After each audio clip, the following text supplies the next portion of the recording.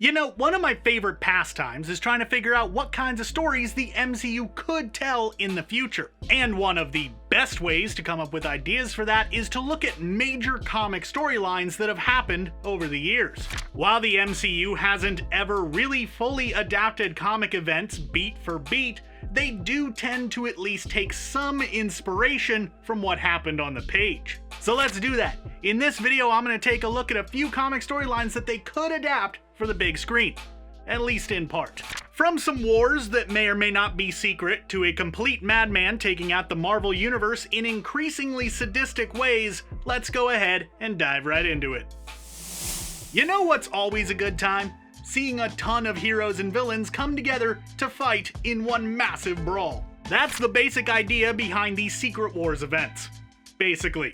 And yes, I did say events because there's actually been multiple Secret Wars. If I had to venture a guess which one would be adapted for the big screen, I would probably say it would more than likely be the 2015 one, which saw both the mainline Earth 616 slammed together with the Ultimate Universe from Earth 1610. In that story, the universe was coming to an end, as the two dimensions were colliding with one another. When things seemed over and done, what actually wound up happening was the two worlds were combined together, creating a place known as Battle World, ruled over by the God Emperor Doom. Naturally, as one would expect, the whole thing was just a massive ploy by Doom to try to control the survivors, as the place had been created and maintained by Molecule Man, who Doom kept stowed away in secret. In the end, a massive force of heroes and villains, led by both universes' Reed Richards, assaulted Doom's base of operations, leading to a massive throwdown amongst a ton of superpowered beings. It all culminated in a one-on-one fight between Doom and Richards in Molecule Man's chambers. And after all that, Molecule Man granted Reed his powers, and the universe was returned to some semblance of normalcy. All the heroes were returned from whence they came, with a few exceptions. Miles Morales, for example, was moved from the Ultimate Universe to the mainline universe, probably because the Ultimate Universe was coming to an end, and he was a popular enough character that it would make sense to keep him around. Now, if we got a film version of this, it could be a good excuse to once again cross over all of the Marvel film properties. Everything from Sony's older Spider-Man films, their Venom and Morbius movies, heck, even bring in Fox's X-Men stuff. Just because why not? And it could be a way for some of those characters to move into the mainline MCU and keep their stories going. Maybe that's how we'll end up getting the X-Men, since as it stands, we currently have no idea how Marvel intends to bring the mutants into the fold. Or maybe a certain older fan theory will prove to be correct after all. Before the release of WandaVision on Disney+, many people theorized that the show was going to wind up being a sort of pseudo-adaptation of House of M, only swapping out all of the House of Magnus stuff for television sitcoms. And yeah, I guess that's kind of what we got if you squint real hard and stand on your head when you look at it. But going out on a little bit of a limb here, I think the door is still open for a proper House of M adaptation. In the comics, House of M occurred when Wanda fully broke mentally and reshaped reality, creating a world where everyone's lives were drastically different, and where mutants were dominant over regular humans. As you would expect, Wolverine winds up being able to remember the world as it was before, and he sets out to recruit a team of heroes to try to set things back to the way they should be. And this, of course, leads to an all-out assault on the House of Magnus' home in Genosha. There, after a heated battle, Magneto learns the truth and begins to lash out at everyone, nearly killing Quicksilver in the process. Seeing this, Wanda freaks out even more, saying to her father, quote, "We're freaks, mutants, you chose this over us and you ruined us," before uttering the line that shook the entire Marvel Universe down to its very core. No more mutants. This did wind up returning the world to a more normal state, yes. However, it also removed the powers of nearly every mutant in existence, with only a small handful of them being able to retain their powers, which wound up being kind of a big deal for the next few years after that. Now, many fans have theorized that an inverse of this line is what would actually give us mutants in the MCU. A lot of people thought it was going to happen in WandaVision, which of course it didn't, but you know, that was the thought.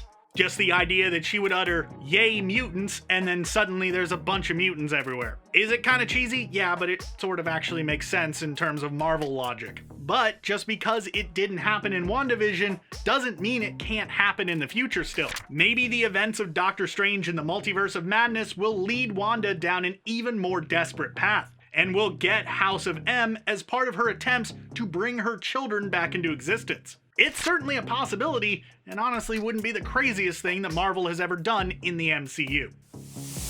Of course, when we do get the introduction of the mutants into the MCU, it might lead to some serious tension between them and the heroes who have been around for a while. I mean, yeah, tensions between mutants and humans is literally a hallmark of the X-Men series, so it's going to be there, of course. But I mean, maybe having two massive super teams in one universe will cause them to sort of butt heads with each other over some situation or another. I think you know where I'm going with this. In the comics, the Avengers vs. X-Men event saw the two teams going at it over how to deal with a rather tumultuous situation that was rapidly approaching. The Phoenix Force, the cosmic entity that once possessed Jean Grey and made her do some pretty shady stuff, was once again making its way to Earth.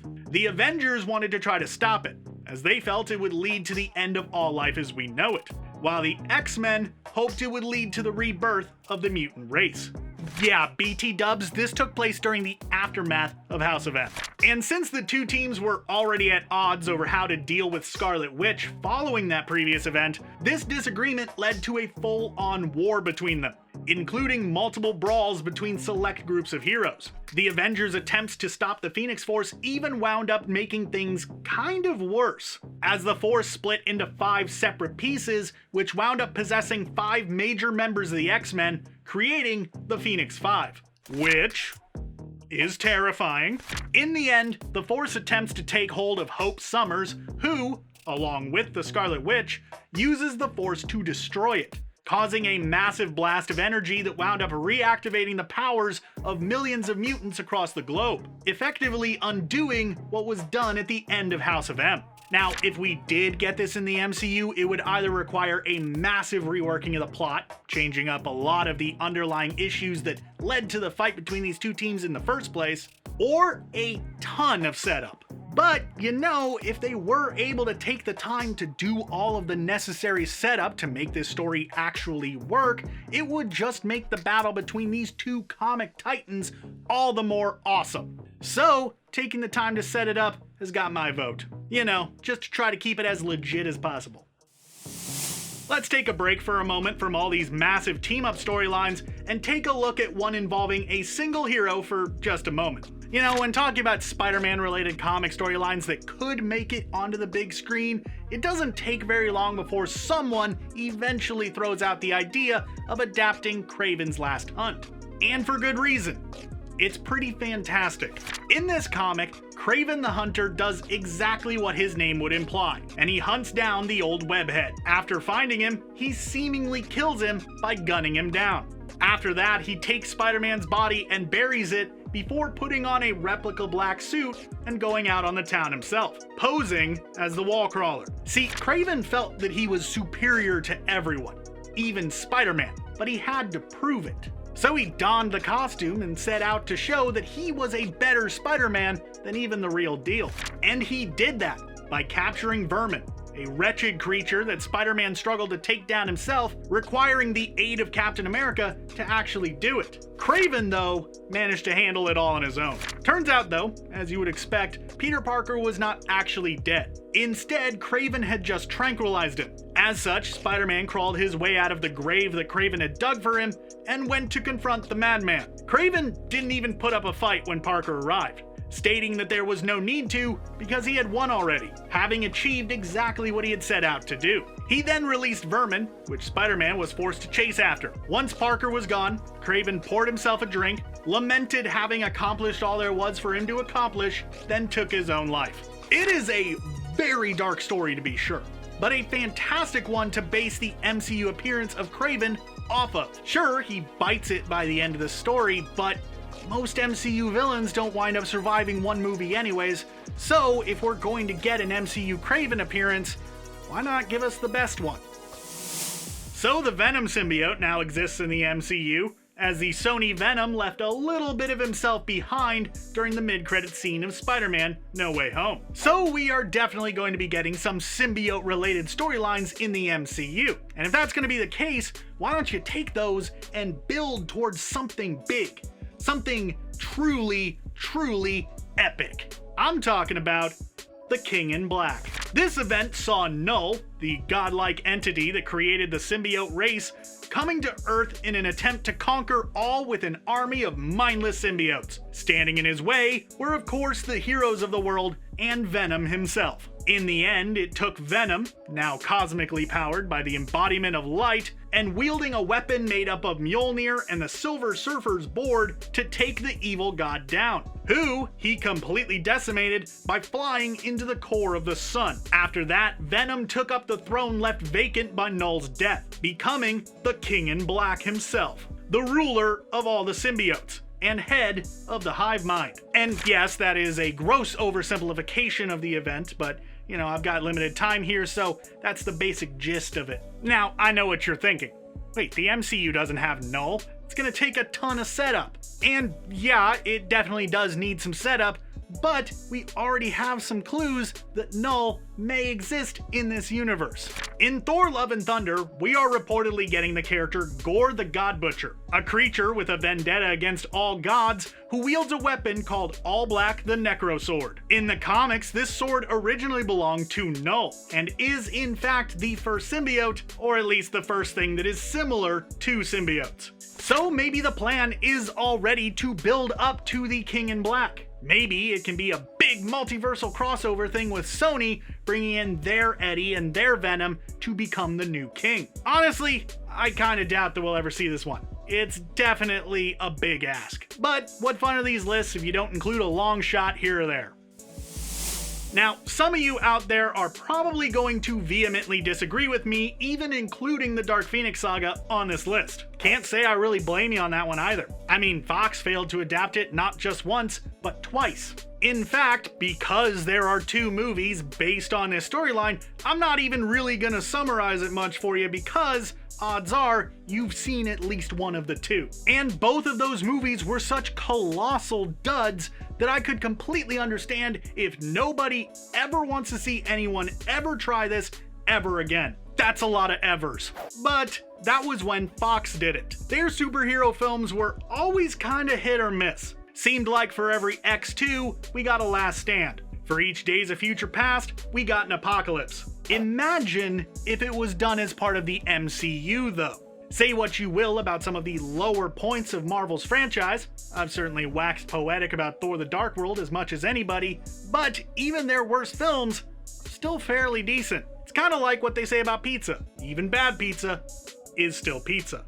Now I just want pizza. So having the team at Disney and Marvel take a crack at adapting what is quite possibly the most famous storyline involving the X-Men would more than likely give us a movie worth watching. And on top of that, it could be another situation that would help raise tensions between the X-Men and the Avengers, further leading us into that Avengers vs. X-Men movie that I talked about earlier. It's just a thought. Yeah, that's right. I'm talking about Damnation again. If you're somebody who has watched a ton of our videos lately, you have no doubt heard me talk about my fascination with the Midnight Suns at least 3 other times. But if my constant, borderline annoying amounts of discussion about a possible film adaptation of this team somehow wills it into existence, I'll keep doing it, damn it. I just really want it. Okay? Anyways, let's talk about Damnation already. In this story arc, Doctor Strange attempts to basically resurrect the entire city of Las Vegas after it was utterly destroyed in a previous event. This gets the attention of Mephisto, who, since he's basically the devil, isn't too keen on letting Strange have all of those souls. After trying to cheat Mephisto out of the souls via a card game, Strange winds up imprisoned in Mephisto's tower, while the devil goes about all of his devilish business. To help free Strange, Wong gathers together a new roster of heroes to form the Midnight Suns, a sorta supernatural-focused super team. This team quickly finds themselves in direct conflict with Mephisto's demonic forces, including a group of Ghost Riderized Avengers members, including Doctor Strange himself. ultimately the team is able to win the day, as they distract Mephisto for just long enough that Johnny Blaze is able to enter Hell and claim the Infernal Throne for himself, releasing the souls and putting an end to all the fighting. Now, admittedly, it is kind of a tall order to ask them to adapt a storyline that leans so heavily on demonic themes, as China, one of the largest film markets in the world, kinda doesn't look too kindly on demonic imagery.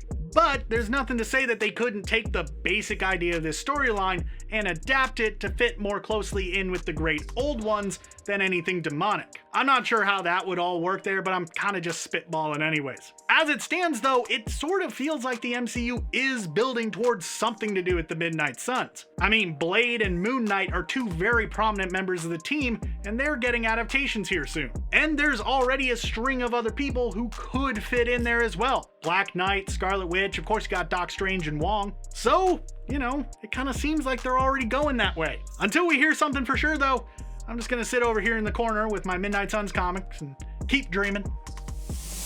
Have you ever wanted something that is borderline impossible? You know how that just makes you want it all the more? That's how I feel about ever seeing a film adaptation of Deadpool Kills the Marvel Universe. In this comic story, Deadpool does exactly what the title would suggest. It follows an alternate universe Deadpool as he is admitted to the Ravencroft Asylum, where the voices in his head are finally silenced, only to be replaced by ones that convince him to go on an all-out homicidal killing spree, taking out all of the major characters in the Marvel Universe, some in some very inventive ways I might add, and none of which I can show in this video, because I would like to not be demonetized. Please and thank you.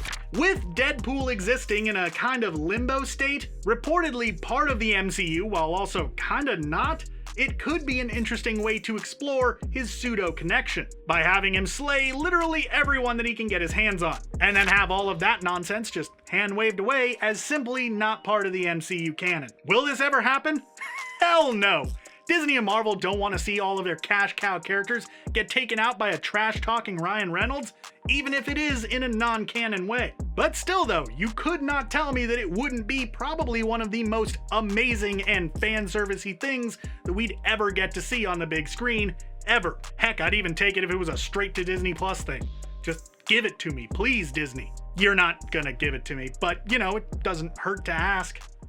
Hey there everybody, I'm John Aljets. I made this video and I want to know what you think. What comic book storylines would you like to see get adapted for the MCU? Be sure to let me know down in the comments below, or go ahead and shoot me a response over on Twitter. I'd love to hear from you. Thanks for watching, and be sure to subscribe to CBR for more great videos in the future.